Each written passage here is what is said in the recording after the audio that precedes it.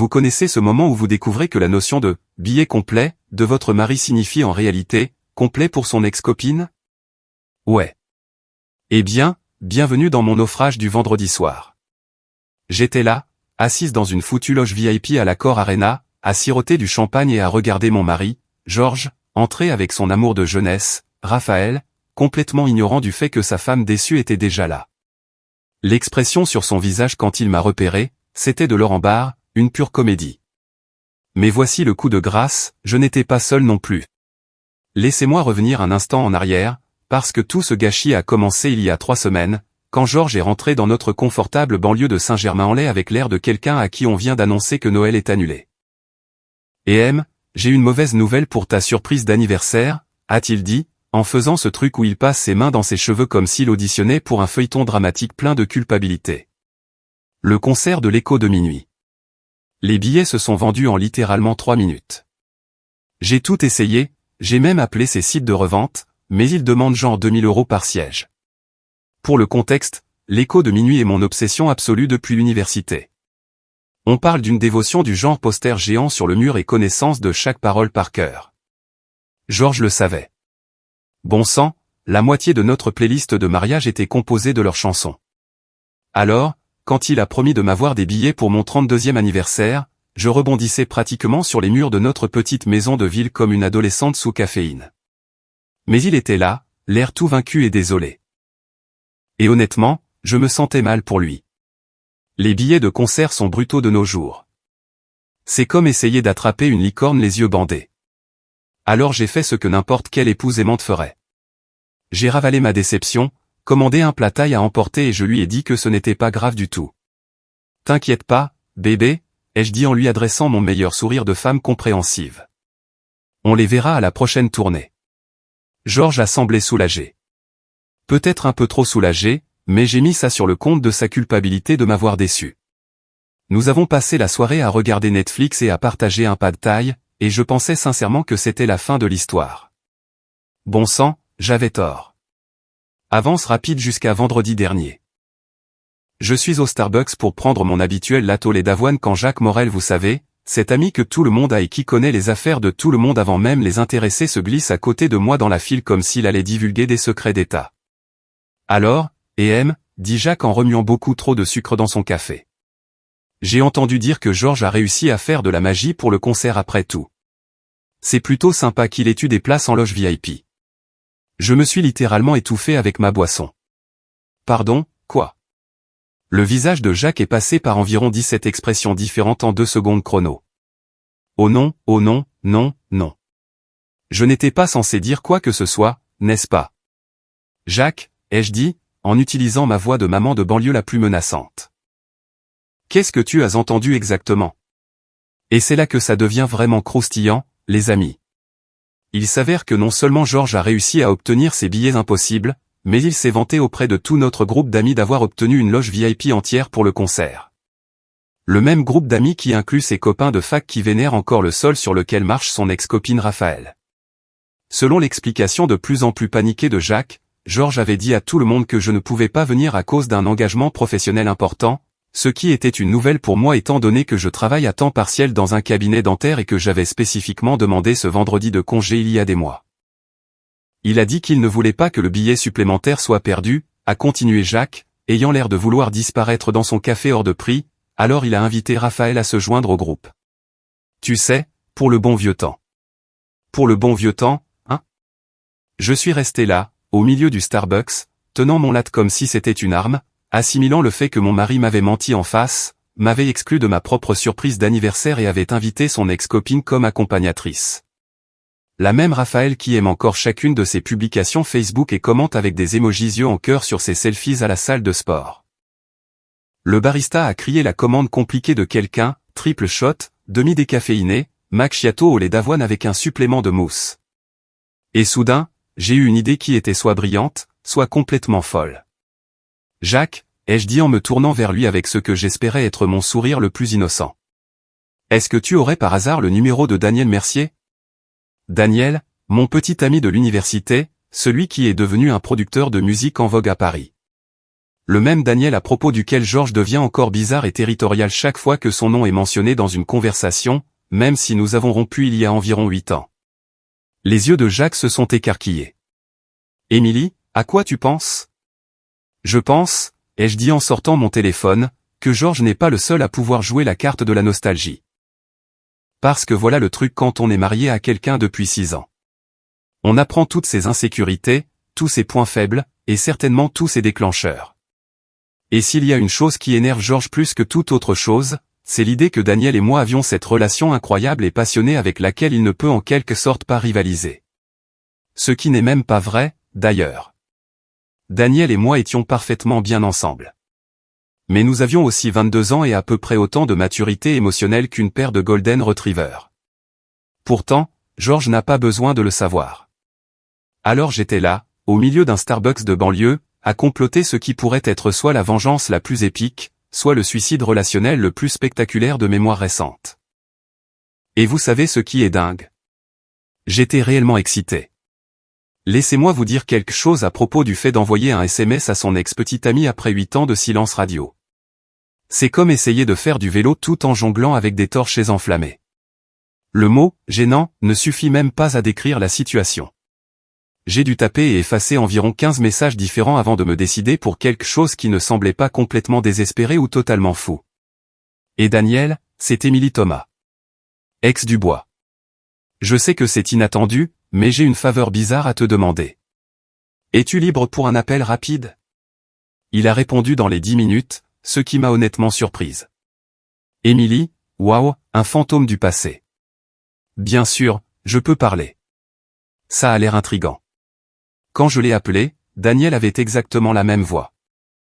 Cette voix chaleureuse et légèrement éraillée qui me faisait fondre lors de nos appels tardifs en 2e année de fac.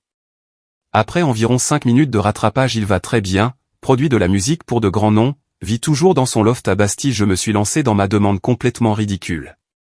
Alors, voilà le topo, ai-je dit en faisant les 100 pas dans ma cuisine comme un tigre en cage. Mon mari m'a menti à propos de billets de concert, a invité son ex comme cavalière, et je me demande si tu voudrais m'aider à m'incruster à leur petite réunion. Il y eut une pause.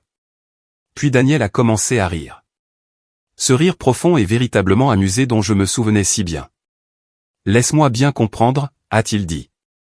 Ton mari emmène son ex voir l'écho de minuit, ton groupe préféré, et t'a dit que les billets étaient épuisés dans une loge VIP, rien que ça. Et tu veux que je sois ton cavalier pour un scénario de vengeance épique? À peu près. Ouais. Une autre pause. Émilie, c'est soit la chose la plus brillante que j'ai jamais entendue, soit on est tous les deux sur le point de détruire ton mariage. Honnêtement, à ce stade, je suis curieux de voir ce que ce sera. Voici ce à quoi je ne m'attendais pas, Daniel était totalement partant.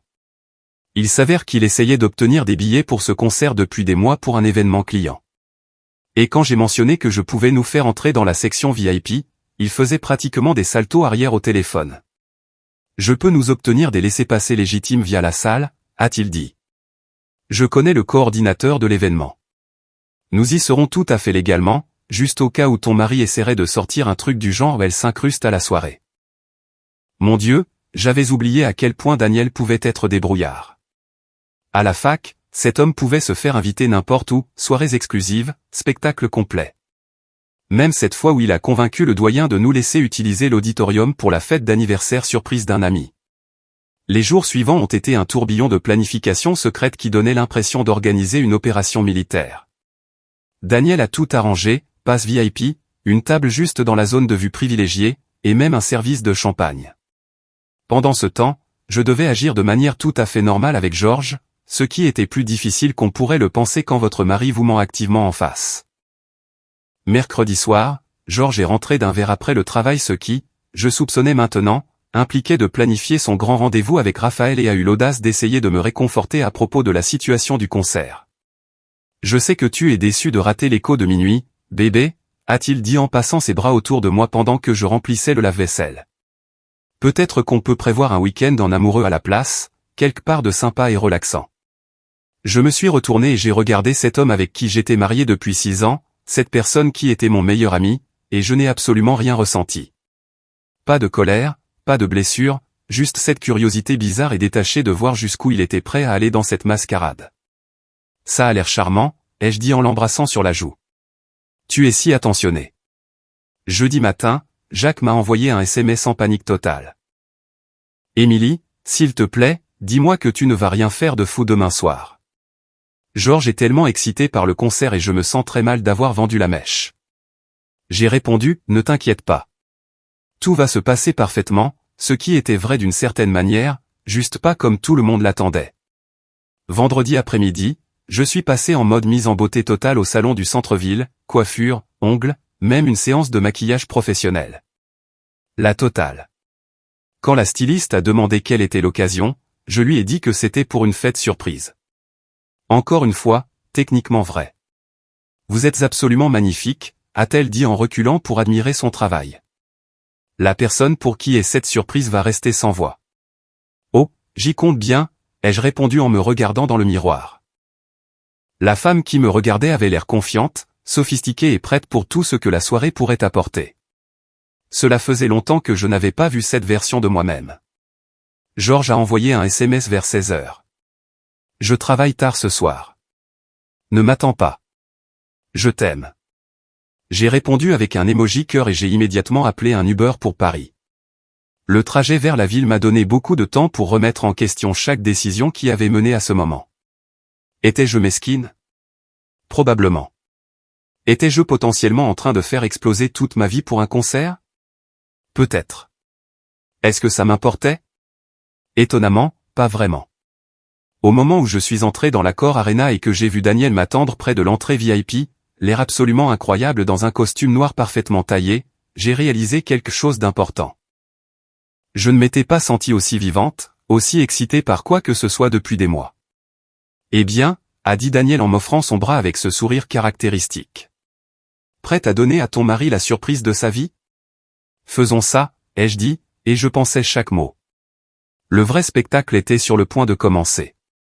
Entrer dans cette loge VIP, c'était comme entrer dans un univers parallèle où j'étais à nouveau le personnage principal de ma propre vie au lieu d'être juste une actrice de second rôle dans le drame personnel de Georges. Daniel s'était surpassé avec l'installation. Notre table était parfaitement positionnée, assez proche de la scène pour une vue incroyable, mais aussi avec une ligne de vue claire vers l'entrée où le groupe de Georges ferait inévitablement sa grande apparition. Le champagne était déjà frais. L'éclairage était parfait et honnêtement, je me sentais comme une star de cinéma. Tu sais, a dit Daniel en s'installant dans sa chaise et en observant la scène. J'avais oublié à quel point tu es amusante quand tu complotes quelque chose. J'avais oublié que j'étais capable de comploter quoi que ce soit, ai-je admis en prenant une gorgée de champagne qui coûtait probablement plus cher que mon budget course mensuel. Le mariage a une façon de vous faire oublier qui vous étiez. Nous avons passé les 20 premières minutes à rattraper le temps perdu correctement. Pas la conversation téléphonique superficielle que nous avions eue plus tôt, mais une vraie discussion sur la vie, les rêves et la façon dont nous avions tous les deux changé au fil des ans. Daniel m'a parlé de sa carrière musicale qui décollait, des clients avec qui il travaillait, de sa récente rupture avec un mannequin dont je reconnaissais certainement le nom sur Instagram. Et toi, a-t-il demandé. Es-tu heureuse? Et je veux dire vraiment heureuse, pas juste, ça va, ou, je ne peux pas me plaindre. C'était une question si simple, mais j'ai réalisé que je ne me l'étais pas posée depuis des années. J'avais été tellement concentré à être une bonne épouse, à maintenir notre vie sociale, à faire comme les voisins dans notre petite bulle de banlieue que j'avais complètement perdu de vue ce qui me rendait réellement heureuse. Je pensais l'être, ai-je dit lentement. Mais assise ici en ce moment, je me sens plus moi-même que je ne l'ai été depuis des mois, peut-être des années. Daniel a hoché la tête comme s'il comprenait exactement ce que je voulais dire. Parfois, il faut un choc au système pour se réveiller, tu sais. Avant que je puisse répondre, je les ai repérés. Le rire inimitable de Georges a résonné à travers la section VIP alors qu'il entrait avec son petit entourage, 3 de ses copains de fac, et juste là à côté de lui, Raphaël. Et oh mon Dieu, Raphaël ressemblait exactement à ce à quoi je m'attendais. Des cheveux blonds parfaitement lisses, ce maquillage, je me suis réveillé comme ça, sans effort, portant une robe noire qui coûtait probablement plus cher que les mensualités de ma voiture. Elle riait de quelque chose que Georges avait dit, touchant son bras de cette manière décontractée, mais pas vraiment décontractée, que les femmes ont quand elles marquent leur territoire. C'est eux, a demandé Daniel en suivant mon regard. Ouais, La blonde c'est Raphaël, ma remplaçante pour la soirée. Elle est jolie, a dit Daniel d'un ton factuel. Elle est magnifique, ai-je corrigé. Et elle le sait. Ce qui s'est passé ensuite était comme regarder un accident de voiture au ralenti dont on ne peut détourner le regard. Georges était clairement en mode frimeur total, montrant différents aspects de la salle à Raphaël, s'assurant qu'elle avait le meilleur siège, étant absolument charmant de cette façon qui faisait battre mon cœur quand nous avons commencé à sortir ensemble. La chose qui m'a vraiment touché n'était pas les toucher ou les rires. C'était à quel point Georges avait l'air animé. À quand remontait la dernière fois où je l'avais vu aussi excité par quelque chose m'impliquant? À quand remontait la dernière fois où il avait fait autant d'efforts pour s'assurer que j'étais à l'aise, diverti, impressionné? Et a dit Daniel doucement.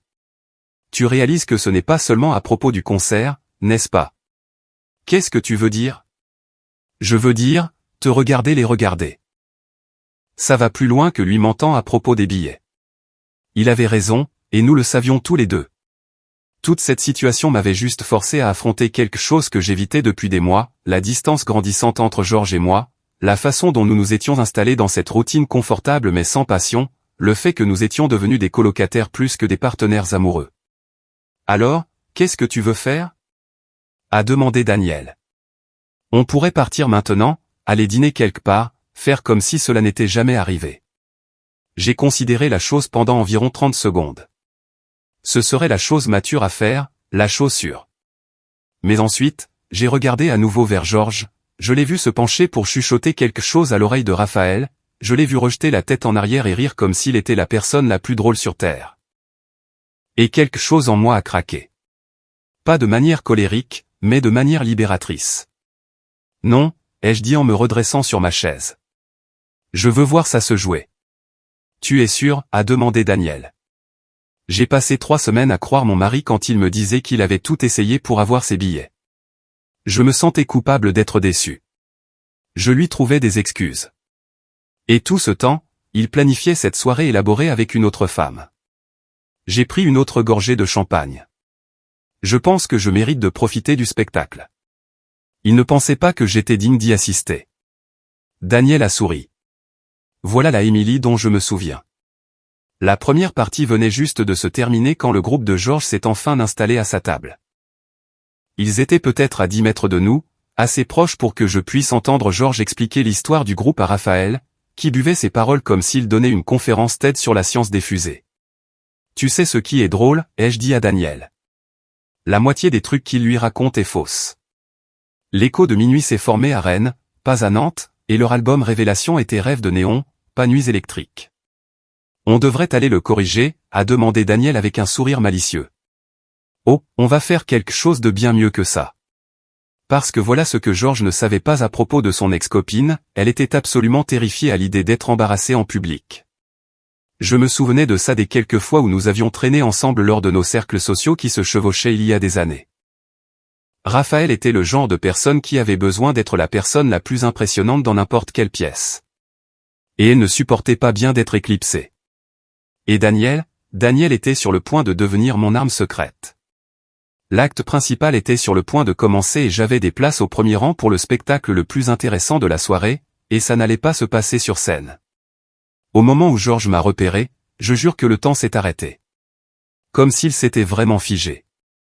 Son visage a traversé un incroyable voyage d'émotions, confusion, reconnaissance, panique, et puis cette horreur naissante alors qu'il réalisait exactement à quel point il était foutu. Je lui ai adressé mon plus grand et plus éclatant sourire et j'ai levé ma coupe de champagne pour porter un petit toast. L'expression de terreur absolue dans ses yeux valait chaque centime que je n'avais pas dépensé pour cette soirée.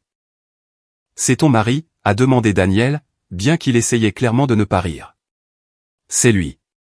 Et à en juger par la façon dont il vient de s'étouffer avec sa boisson, je dirais que notre présence a été notée.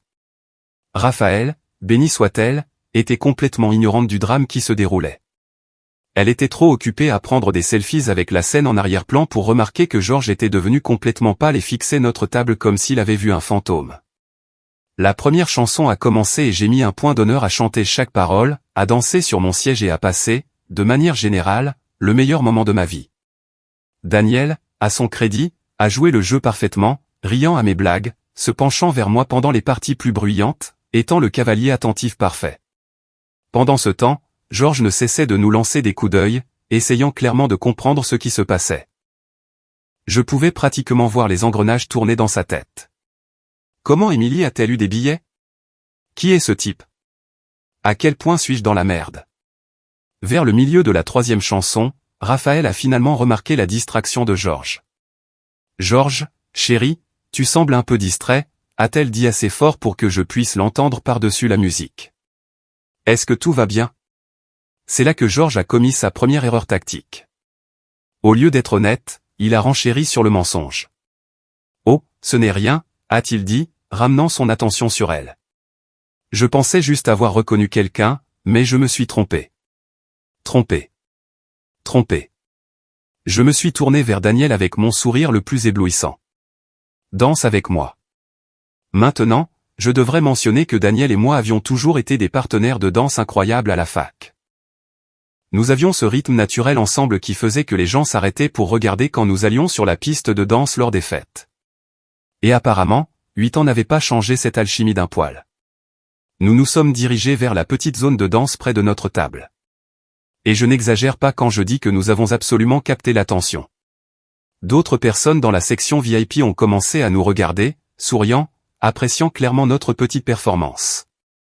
La musique était parfaite, assez entraînante pour des mouvements sérieux, mais assez romantique pour que, lorsque Daniel m'a fait tourner et m'a tiré contre lui, cela paraisse absolument électrique. C'est là que Georges a commis sa 2e erreur tactique. Il s'est levé de sa table. Je l'ai vu s'excuser auprès de Raphaël et commencer à marcher vers nous, le visage figé dans cette expression déterminée qu'il prend quand il est sur le point de faire quelque chose de stupide. Mais voilà le truc, j'étais prête pour lui. Et M, a-t-il appelé en approchant, essayant d'avoir l'air décontracté. Quelle folle coïncidence. Je ne m'attendais pas à te voir ici. J'ai arrêté de danser et je me suis tourné pour lui faire face avec mon sourire le plus innocent. Georges. Salut, chérie. Ouais, n'est-ce pas incroyable? Quand Daniel a appelé et a dit qu'il avait des passes VIP, je ne pouvais tout simplement pas laisser passer l'opportunité de voir l'écho de minuit en direct. Daniel? La voix de Georges est montée d'environ 3 octaves. Oh, tu te souviens de Daniel Mercier, n'est-ce pas? De la fac. J'ai fait un geste vers Daniel, qui s'est avancé avec le sourire le plus parfaitement poli. Georges, content de te revoir, a dit Daniel en tendant la main. Émilie a mentionné que tu es un grand fan du groupe aussi. La poignée de main a duré environ 10 secondes de plus que nécessaire, et je pouvais voir Georges essayer de serrer plus fort que la normale tandis que Daniel restait complètement imperturbable. C'était comme regarder un paon essayer d'intimider un lion. Je croyais que tu avais dit que les billets étaient épuisés, a dit Georges à mon adresse, la voix serrée. Oh, il l'était. Mais tu sais à quel point Daniel a de bonnes relations dans l'industrie musicale. Il a réussi à faire jouer quelques contacts. J'ai fait une pause pour l'effet. C'est tellement merveilleux d'avoir des amis qui se donnent du mal, qui font cet effort supplémentaire pour s'assurer qu'on ne rate pas quelque chose d'important pour nous. L'accent mis sur « effort supplémentaire » a frappé exactement comme prévu. La mâchoire de Georges a tressailli. Eh bien, a dit Georges, luttant clairement pour garder son sang-froid. Je devrais retourner voir mes amis. Oh, oui. Que je suis impoli, ai-je dit, comme si je venais de m'en souvenir. Tu devrais me présenter à ta cavalière. Elle a l'air charmante. Si les regards pouvaient tuer, Georges aurait commis un meurtre juste là, dans la section VIP de l'Accor Arena. Ce n'est pas ma cavalière, a-t-il dit rapidement. Raphaël est juste. Nous sommes ici en amis avec le groupe, pas vrai, ami, ai-je dit, hochant la tête comme si je le croyais totalement. Eh bien, amusez-vous bien tous les deux. Daniel et moi allons retourner profiter de ce spectacle incroyable. Georges est resté là un autre instant, voulant clairement en dire plus, mais ne sachant pas quoi, avant de finalement retourner péniblement à sa table, où Raphaël regardait toute l'interaction avec une curiosité évidente. C'était magistral, a dit Daniel à mon oreille alors que nous recommencions à danser. Je n'ai pas encore fini, ai-je répondu. Le reste du concert était pure magie, mais pas à cause du groupe. Chaque chanson me donnait une autre occasion de montrer à Georges exactement ce qu'il manquait. Quand il jouait une chanson lente, Daniel et moi nous balancions ensemble comme si nous étions les deux seules personnes dans la pièce. Quand il jouait quelque chose d'entraînant, nous rions, dansions et avions l'air de passer absolument le meilleur moment de nos vies, ce qui était honnêtement le cas. À la fin du dernier appel, Georges avait l'air d'avoir vieilli d'environ 10 ans, et Raphaël avait clairement perçu la tension car elle continuait de lui poser des questions auxquelles il ne pouvait pas répondre correctement. Alors que les gens commençaient à sortir, Daniel s'est penché vers moi. « Alors, c'est quoi le plan maintenant ?» J'ai regardé vers Georges, qui aidait Raphaël avec son manteau tout en lançant des regards désespérés dans notre direction, et j'ai réalisé quelque chose d'important. Je n'avais pas besoin de plan. La vengeance était complète. J'étais venu. J'avais passé un moment incroyable. Et j'avais rappelé à Georges, et à moi-même, que je valais plus que des mensonges et des produits de substitution. Maintenant, ai-je dit en passant mon bras sous celui de Daniel, on va manger la meilleure pizza de fin de soirée de Bastille et on verra pour la suite. Donc, voilà le truc avec la vengeance. C'est censé être satisfaisant, non ? Comme ce grand moment de triomphe où l'on rend enfin la monnaie de sa pièce à la personne qui nous a fait du tort et où tout semble à nouveau équilibré. Mais assise dans la pizzeria préférée de Daniel à Bastille à minuit, partageant une part de pepperoni et assimilant tout ce qui venait de se passer, j'ai réalisé que la vraie victoire n'était pas d'embarrasser Georges ou de prouver un point sur la loyauté et l'honnêteté dans le mariage. La vraie victoire était de me souvenir de qui j'étais avant. Tu sais ce qui est drôle, ai-je dit, en tirant le fromage de ma part de cette manière complètement indigne que Georges avait toujours détestée. Il y a 6 mois, si quelqu'un m'avait dit que je passerais une soirée à danser avec mon ex-copain pendant que mon mari regarderait depuis l'autre bout de la salle, j'aurais été horrifié. Genre à jouer les effarouchés. Qu'est-ce que les voisins penseraient? Horrifié. Daniel a ri. Ce son chaleureux dont j'avais oublié qu'il me manquait. Et maintenant je me demande pourquoi j'ai passé tant d'années à m'inquiéter de ce que les autres pensaient au lieu de m'inquiéter de ce que je pensais.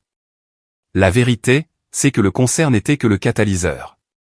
Le vrai problème s'accumulait depuis des années. La façon dont Georges et moi nous étions installés dans cette routine confortable mais sans passion. La façon dont nous avions cessé de nous voir vraiment. La façon dont je m'étais petit à petit faite de plus en plus petite pour entrer dans cette idée de ce qu'une bonne épouse de banlieue devrait être. Alors, qu'est-ce qui se passe maintenant? A demandé Daniel. Tu rentres chez toi ce soir? Je redoutais cette question toute la soirée, mais maintenant qu'elle était là, la réponse semblait étonnamment claire. Je rentre à la maison, ai-je dit. Mais pas pour faire comme si cela n'était pas arrivé. Georges et moi devons avoir une conversation très honnête sur ce qu'est réellement notre mariage par rapport à ce que nous avons prétendu qu'il était. Et si cette conversation ne se passe pas bien? J'ai réfléchi à ça un instant, imaginant Georges faisant les 100 pas dans notre cuisine, essayant de justifier la soirée, trouvant des excuses, peut-être même renversant la situation pour me reprocher d'avoir surréagi. Alors au moins je saurais que j'ai essayé, ai-je dit. Et je saurais aussi que je suis capable d'être heureuse selon mes propres termes. Daniel a hoché la tête, comprenant exactement ce que je voulais dire. Pour ce que ça vaut, te regarder ce soir m'a rappelé pourquoi j'avais craqué pour toi à l'époque. Tu as cet esprit incroyable quand tu te permets de briller. Ouais, eh bien, apparemment j'avais oublié ça pendant un moment. Nous avons fini notre pizza et partagé un taxi pour le centre de Paris où le chauffeur de Daniel attendait pour me ramener chez moi à Saint-Germain-en-Laye. Avant que je ne sorte, il m'a tendu sa carte de visite. Je sais que ce soir c'était pour prouver quelque chose à Georges, a-t-il dit. Mais je pensais ce que j'ai dit plus tôt. Tu mérites d'être avec quelqu'un qui voit à quel point tu es incroyable et qui ne prend jamais ça pour acquis. J'ai glissé la carte dans mon sac à main. Pas sûr de ce que cela signifiait pour l'avenir, mais reconnaissante d'avoir l'option. Le trajet du retour m'a donné beaucoup de temps pour penser à ce que j'allais dire à Georges. Une partie de moi s'attendait à le trouver en train d'attendre, prêt à se battre. Une partie de moi pensait qu'il pourrait faire comme si toute la soirée n'avait jamais eu lieu. Ce que j'ai trouvé, c'est Georges assis à notre table de cuisine avec 2 tasses de café, ayant l'air d'avoir répété un discours pendant des heures. Et a-t-il dit dès que je suis entré, il faut qu'on parle. Oui, il le faut. Je peux expliquer pour ce soir. Georges, les jeux interrompus en m'asseyant en face de lui. Avant que tu commences à expliquer, je veux que tu répondes honnêtement à une question. À quand remonte la dernière fois où tu as été excité de passer une soirée avec moi? Il a ouvert la bouche, puis l'a fermée, ne s'attendant clairement pas à cette question. Je ne veux pas dire par obligation, ai-je continué. Je ne veux pas dire par devoir. Je veux dire sincèrement excité. de la façon dont tu étais excité de faire visiter cette loge VIP à Raphaël ce soir. Le silence s'est étiré entre nous pendant un long moment. Je ne sais pas, a-t-il finalement admis. Je ne sais honnêtement pas. Et juste là, c'était la vraie vérité que nous évitions tous les deux. Nous avons parlé jusqu'au lever du soleil, sans nous battre, sans accuser, juste deux personnes qui s'étaient éloignées essayant de comprendre s'il restait quelque chose qui valait la peine de se battre. Nous avons parlé des mensonges, de la distance, de la façon dont nous avions tous les deux arrêté d'essayer sans nous en rendre compte. À la fin, nous avons décidé d'essayer une thérapie, pas parce que l'un de nous était convaincu que ça marcherait, mais parce que nous devions à 6 ans de mariage de faire au moins l'effort. 6 mois plus tard, Georges et moi avons demandé le divorce. C'était à l'amiable, triste, mais finalement le bon choix pour nous deux. Et Daniel, eh bien, disons simplement que cette carte de visite n'est pas restée dans mon sac à main pour toujours. De nos jours, je vis dans un appartement mignon à Paris. Je vais à des concerts quand je veux, et je danse comme si personne ne regardait parce que la plupart du temps, personne ne regarde, et ça me va parfaitement. Il s'avère que la meilleure vengeance n'est pas de rendre l'appareil à quelqu'un qui vous a fait du tort. La meilleure vengeance est de se construire une vie si belle que vous oubliez pourquoi vous aviez besoin de vengeance en premier lieu.